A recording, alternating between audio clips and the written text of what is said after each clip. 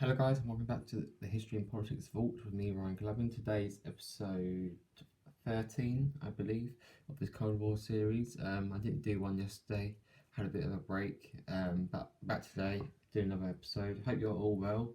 Coping well in this COVID-19 situation, getting through another day.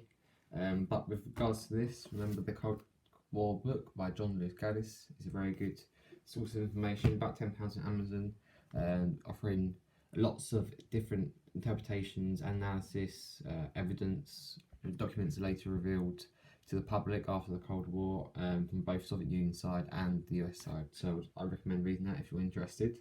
But today we're going to go a bit further back from where we left off last time with Gorbachev's New Thinking. That was in the 1980s, but today we're going to go back to the 1970s and the Soviet invasion of Afghanistan. So as we know, in the 1970s, it was a period called Detente, which is basically peace, and there's a lot of trade agreements, negotiations, and compromises that happened during this period. However, by the end of the decade, 1979, this all changed because the Soviets invaded Afghanistan. Brezhnev was actually concerned about the growing power of this idea of Islamic fundamentalism. Basically, it's the idea that many Muslims in Afghanistan and around the surrounding countries began to oppose this Western society, even though it didn't really affect Brezhnev in that sense.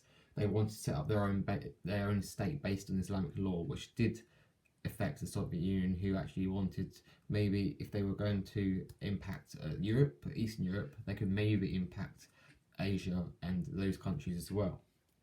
And he actually wanted to show this by introducing this idea that if they brought troops, there'd be no changes in the Soviet Union strategy.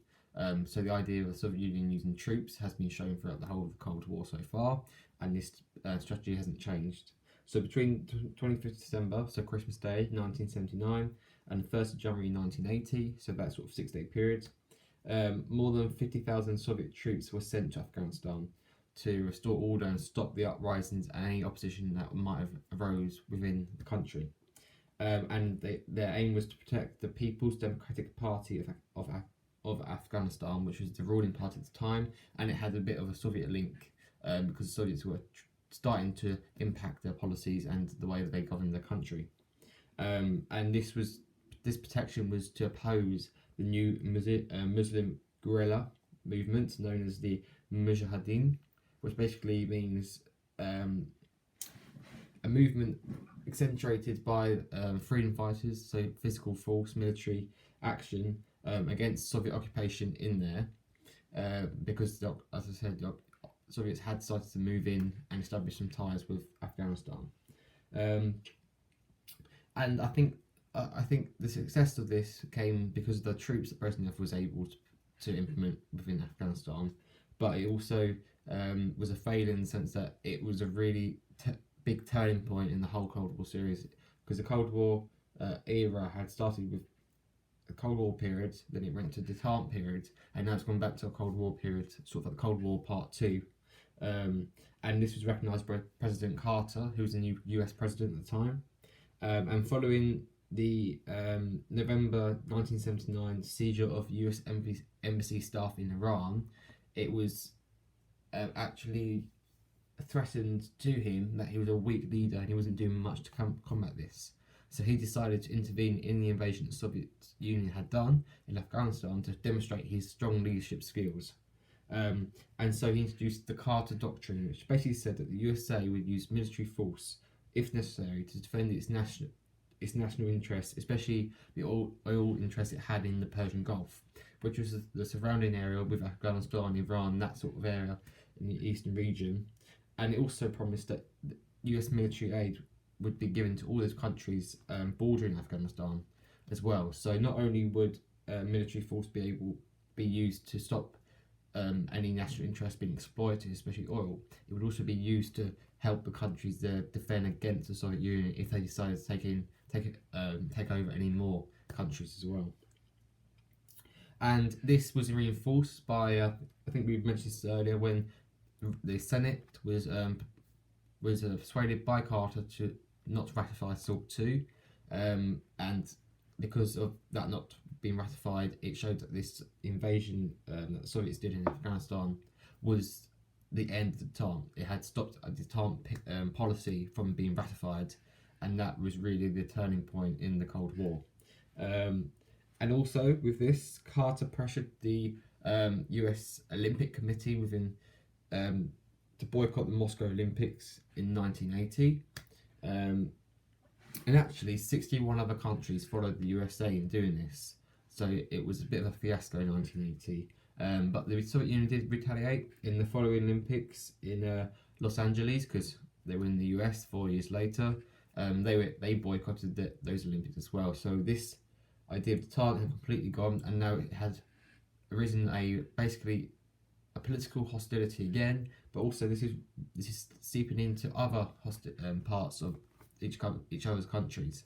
So sports, social life, economics, finance. It's not just political anymore. It is becoming a bigger problem, and actually it has taken off from a level it had before the detente to even greater level of hostility afterwards.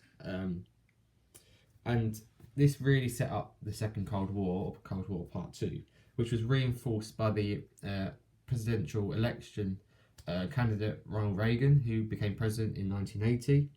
And he was really strong in the belief that you should take a really tough line with dealing with the Soviet Union.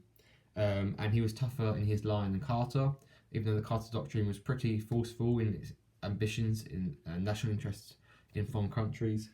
Reagan had no interest in detente whatsoever, and was prepared to do anything it had to do to confront the Soviet Union and make it weaker in its stance and its ability to impact Eastern Europe especially. He actually described the Soviet Union as the evil empire, and because of this strong approach that Reagan was able to take and he adopted, the US Congress, which was made up of the Senate and the House of Representatives, a bit like the House of Lords and House of Commons here in the UK, they agreed to his demands, and one of them was increased defence spending, which would cost more than $1 trillion in the years 1981 and to 1987. So that 6-year period, this defence spending increase would cost over $1 trillion worth, and it became known as the SDI, or the Strategic Defence Initiative, which was commonly called the Star Wars plan.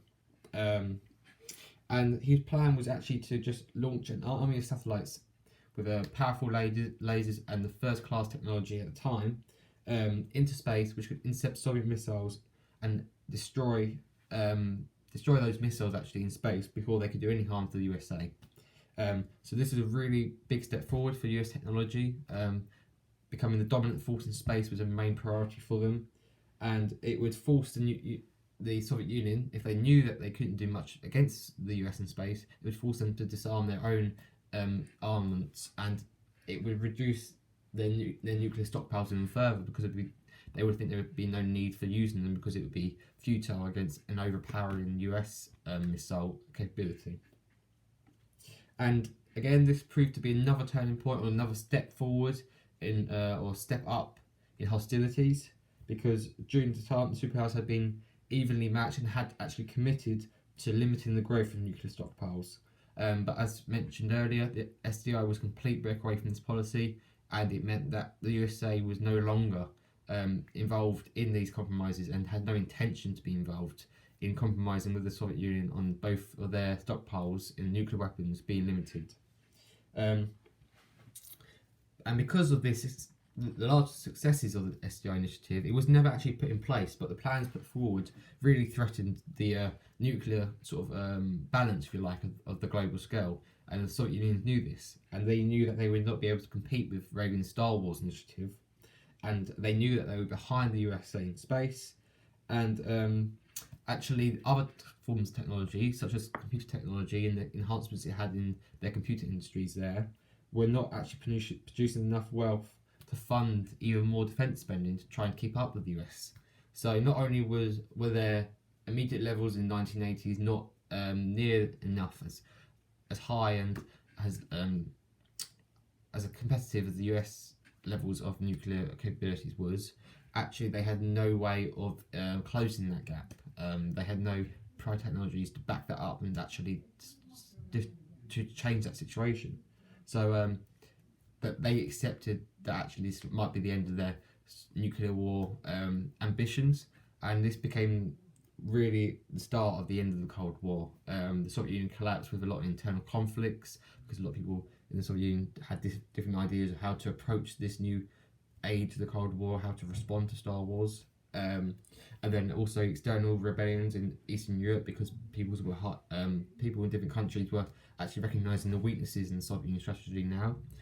So this SDO initiative really set up the end of the Cold War, and which we'll be going on to in the last 2 episodes, looking at the impacts of Gorbachev's new thinking with regards to the rebellions in Eastern Europe, and then actually the end of the Soviet Union and the collapse of the Berlin Wall. So yeah, that's today's episode. If you did enjoy, please leave a like down below. Subscribe if you're new, leave a comment on possible suggestions on new videos, because this Cold War episode series will finish in 2 episodes time. But yeah, thank you for watching. Probably see you again tomorrow. Thank you for watching.